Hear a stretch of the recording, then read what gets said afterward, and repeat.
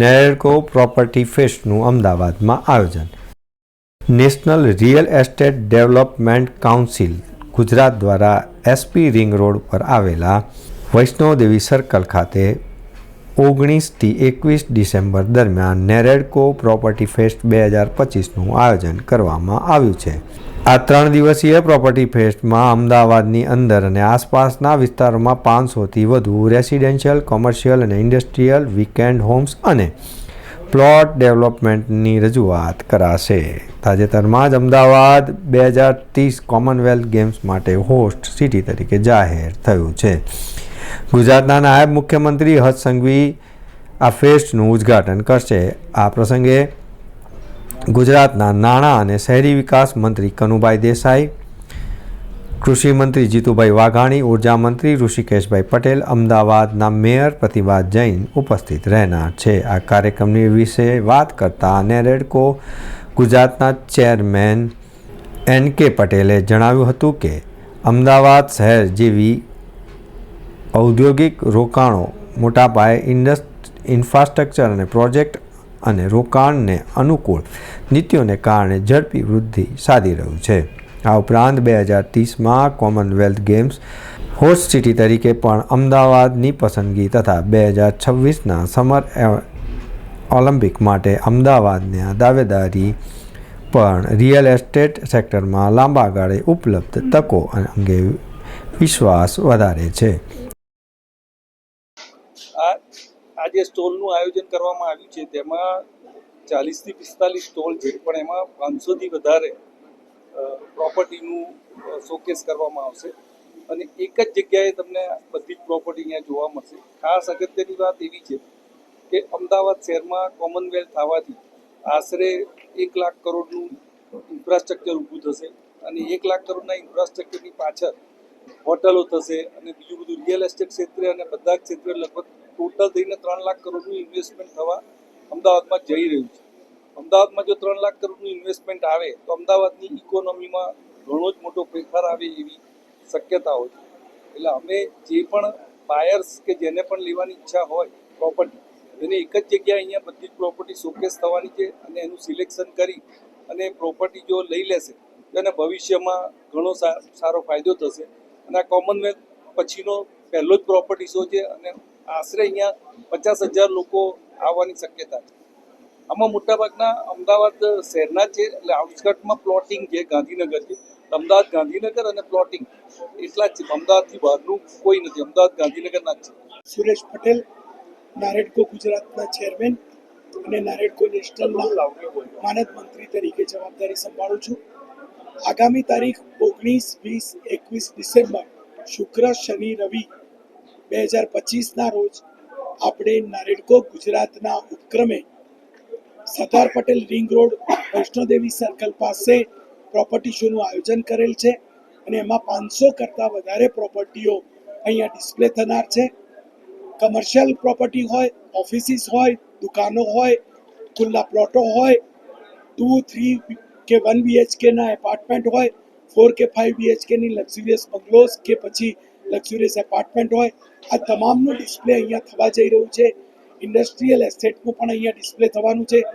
એવા સંજોગોમાં ગુજરાતભરમાંથી અને દેશભરમાંથી રિયલ એસ્ટેટ સેક્ટરના રોકાણ માટે અને રિયલ એસ્ટેટ ખરીદનારાઓનો વધુમાં વધુ ધસારો રહેશે તેવી અપેક્ષા છે.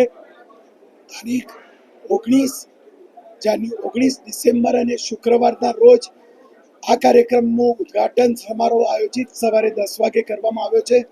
એમાં ગુજરાતના માનનીય નાયબ મુખ્યમંત્રી શ્રી હર્ષભાઈ સંઘવીજી ઉપસ્થિત રહેવાના છે અને સાથે સાથે શહેરી વિકાસ મંત્રી અને નાણાં મંત્રી શ્રી કનુભાઈ દેસાઈ પણ ઉપસ્થિત રહેશે.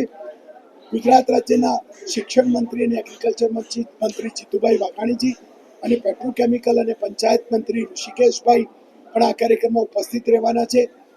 અમદાવાદ શહેરના પ્રથમ નાગરિક એવા મેયર શ્રીમતી પ્રતિમાબેન જૈન પણ ઉપસ્થિત રહેવાના છે અને તારીખ 20મી તારીખે રિયલ એસ્ટેટ સેક્ટરમાં ગુજરાતમાં દેશભરમાંથી કેવી રીતે રોકાણો આવી શકે અને આગામી કોમનવેલ્થ વખતે જ્યારે અમદાવાદ શહેર સ્પોર્ટ સિટી હબ બનવા જઈ રહ્યું છે ત્યારે કેવી રીતે રિયલ એસ્ટેટ સેક્ટરને વધારે આકાર આપી શકે તે કોન્ક્લેવમાં ઉપસ્થિત રહેવા માટે માનનીય મુખ્યમંત્રી શ્રી ભૂપેન્દ્રભાઈ પટેલ પણ 5 વાગે કાર્યક્રમમાં હાજર રહેશે અને સાથે સાથે શહેરી વિકાસ રાજ્યમંત્રી શ્રીમતી દર્શનાબેન વાઘેલા અને એની સાથે સાથે માનનીય સ્ટેન્ડિંગ કમિટી ચેરમેન દાણી સાહેબ અને માનનીય MLA હર્ષદભાઈ પટેલ, ધારાસભ્ય શ્રી સાબરમતી અને માનનીય ધારાસભ્ય શ્રી વેજલપુર અમિતભાઈ ઠાકર ઉપસ્થિત રહેવાના છે. અને સાથે સાથે ઔડાના CEO JD દેસાઈ સાહેબ પણ આવી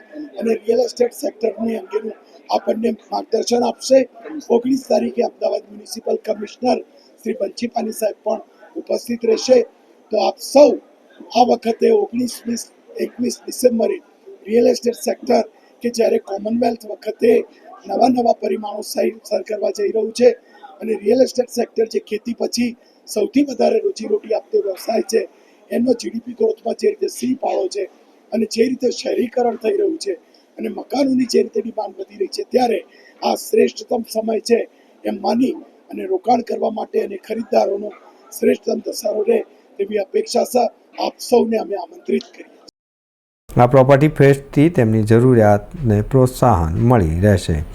આ 3 દિવસીય નેરેડકો ગુજરાત કોન્ક્લેવ 2025ના બીજા દિવસે એટલે કે શનિવારે ગુજરાતના મુખ્યમંત્રી ભૂપેન્દ્ર પટેલ મુખ્ય અતિથિ તરીકે ઉપસ્થિત રહેશે. તેમની સાથે શહેરી વિકાસ મંત્રી દર્શનાબેન વાઘેલા, ધારાસભ્ય હર્ષદભાઈ પટેલ તેમજ અમિતભાઈ ઠાકર તેમજ સ્ટેન્ડિંગ કમિટીના ચેરમેન દેવાંગ દાણી, ઓડાના એક્ઝિક્યુટિવ DP દેસાઈ અતિથિ વિશેષ તરીકે ઉપસ્થિત રહેનાર છે. આ કોન્ક્લેવમાં રિયલ એસ્ટેટમાં ઉભરતી તકો અને માળખાકીય સુવિધાઓને સંચાલિત વિકાસ તેમજ અમદાવાદ અને ગુજરાત માટે અર્બન રોડમેપના ભવિષ્ય ઉપર ચર્ચા કરવામાં આવશે.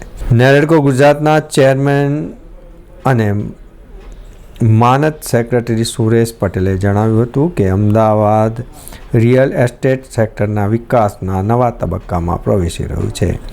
મેટ્રોનું વિસ્તરણ, express way, gift city, Dholera, SIR અને મોટા પાયે સ્પોર્ટ્સ ઇન્ફ્રાસ્ટ્રક્ચરની કામગીરી શહેરની વૃદ્ધિને નવી દિશા આપી રહ્યું છે. આ તબક્કે રેસિડેન્શિયલ, હોસ્પિટાલિટી અને કોમર્શિયલ સેગમેન્ટના લગભગ 1 લાખ કરોડનું અનલોક કરાશે તેવી આશા છે. આ પ્રોપર્ટી ફેસ્ટ શહેરમાં મોટા પ્લેટફોર્મ પૈકીનું એક છે જે શહેરના વિકાસમાં મહત્વપૂર્ણ ભૂમિકા ભજવશે. દર્શક મિત્રો, આ હતા અત્યાર સુધીના સમાચાર. સમાચારની ખાસ ગતિવિધિ માટે આપ નિહાળતા રહો S Live ન્યૂઝ બુલેટિન. નમસ્કાર.